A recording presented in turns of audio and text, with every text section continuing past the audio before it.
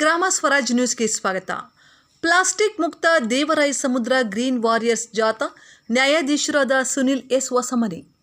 ಗ್ರಾಮ ವಿಕಾಸ, rain matter foundation, Young India development society, ಕಾನೂನು ಸೇವೆಗಳ ಪ್ರಾಧಿಕಾರ, ರೋಟರಿ ಕೋಲಾರ ಲೇಕ್ಸೈಡ್, ರಾಜ್ಯ ಮಾಲಿನ್ಯ ನಿಯಂತ್ರಣ ಮಂಡಳಿ ಮತ್ತು ಗ್ರಾಮ ಪಂಚಾಯಿತಿ ಮತ್ತು ಸರ್ಕಾರಿ ಕೈಗಾರಿಕಾ ತರಬೇತಿ ಕೇಂದ್ರದ ವತಿಯಿಂದ ಪ್ಲಾಸ್ಟಿಕ್ ಮುಕ್ತ ಗ್ರಾಮಕ್ಕಾಗಿ ಗ್ರೀನ್ ವಾರಿಯರ್ಸ್ ಅಭಿಯಾನವನ್ನು ಜಿಲ್ಲಾ ಕಾನೂನು ಸೇವೆಗಳ ಪ್ರಾಧಿಕಾರದ ಸದಸ್ಯ ಕಾರ್ಯದರ್ಶಿಗಳು ಮತ್ತು ನ್ಯಾಯಾಧೀಶರಾದ ಸುನಿಲ್ ಎಸ್ ಹೊಸಮನಿರವರು ಉದ್ಘಾಟಿಸಿ ಮಾತನಾಡಿ, ಪ್ಲಾಸ್ಟಿಕ್ನಿಂದ ಸುಮಾರು ಜೀವ ಸಂಕುಲ, ಮಾನವರಿಗೆ ಮತ್ತು ಭೂಮಿಗೆ ಹೆಚ್ಚು ತೊಂದರೆಯಾಗುತ್ತಿದೆ.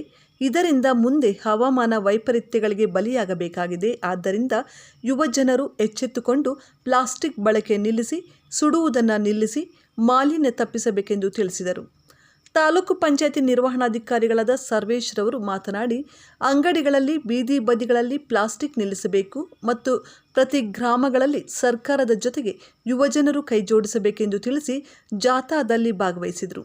ಪಂಚಾಯಿತಿ ಅಭಿವೃದ್ಧಿ ಅಧಿಕಾರಿಯಾದ ರಮೇಶ್ ಮಾತನಾಡಿ, ಪ್ಲಾಸ್ಟಿಕ್ನಿಂದ ಉಪಯೋಗಕ್ಕಿಂತ ತೊಂದರೆ ಹೆಚ್ಚಾಗುತ್ತಿದೆ. ಆದ್ದರಿಂದ ನಮ್ಮ ಪಂಚಾಯಿತಿ ವ್ಯಾಪ್ತಿಗೆ ಬರುವ ಗ್ರಾಮಗಳಲ್ಲಿ ಮತ್ತು ಪಂಚಾಯಿತಿಯನ್ನು ಪ್ಲಾಸ್ಟಿಕ್ ಮುಕ್ತ ಮಾಡುತ್ತೇವೆ. ಇದಕ್ಕೆ ಗ್ರಾಮಗಳಲ್ಲಿ ಗ್ರೀನ್ ವಾರಿಯರ್ಸ್ ತಂಡ ಸಹಕಾರಿ. ಅದರ ಜೊತೆಗೆ ಗಿಡ ಬೆಳೆಸಿ ಅದಕ್ಕೆ ನರೇಗಾದಿಂದ ಬೆಂಬಲ ನೀಡುತ್ತೇವೆ ಎಂದು ತಿಳಿಸಿದರು. ಉಪಾಧ್ಯಕ್ಷರಾದ ಜಮನಳ್ಳಿ ಕೃಷ್ಣಪ್ಪ ಮಾತನಾಡಿ, ಯುವ ಜನರು ದಾರಿ ತಪ್ಪುತ್ತಿದ್ದಾರೆ, ಸರಿಪಡಿಸಿಕೊಂಡು ಸಮಾಜ ಸೇವಾ ಕಾರ್ಯಗಳಲ್ಲಿ ತೊಡಗಿಸಿಕೊಳ್ಳಬೇಕೆಂದು ಪ್ಲಾಸ್ಟಿಕ್ ಮುಕ್ತ ಗ್ರೀನ್ ವಾರಿಯರ್ಸ್ ಅಭಿಯಾನಕ್ಕೆ ಶುಭ ಕೋರಿ ನಮ್ಮ ಬೆಂಬಲವಿದೆ ಎಂದು ತಿಳಿಸಿದರು.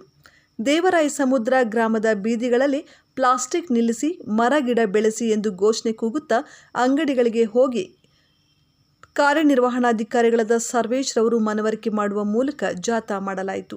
ಈ ಸಂದರ್ಭದಲ್ಲಿ ಕಾರ್ಯಕ್ರಮದ ಅಧ್ಯಕ್ಷತೆ ವಹಿಸಿ ಗ್ರಾಮ ಪಂಚಾಯಿತಿ ಅಧ್ಯಕ್ಷರಾದ ಶ್ರೀಮತಿ ಸುವರ್ಣ ನಾರಾಯಣಸ್ವಾಮಿ, ಯಳಗೊಂಡಹಳ್ಳಿ ನಾರಾಯಣಸ್ವಾಮಿ, ಕಾಲೇಜಿನ ಪ್ರಾಂಶುಪಾಲರಾದ Srinivas, Krishnappa, Hoovalli Nagaraj, Shyamala, Aditi, green warriors Yuvashakti Teju, Nandita, Nandish, medical ಕಾಲೇಜಿನ ಸಿಬ್ಬಂದಿ ಚಂದ್ರಮತಿ, ದೇವರಾಯ ಸಮುದ್ರ ಗ್ರೀನ್ ವಾರಿಯರ್ಸ್ ತಂಡದ ಸದಸ್ಯರು ಮತ್ತಿತರರು ಭಾಗವಹಿಸಿದರು.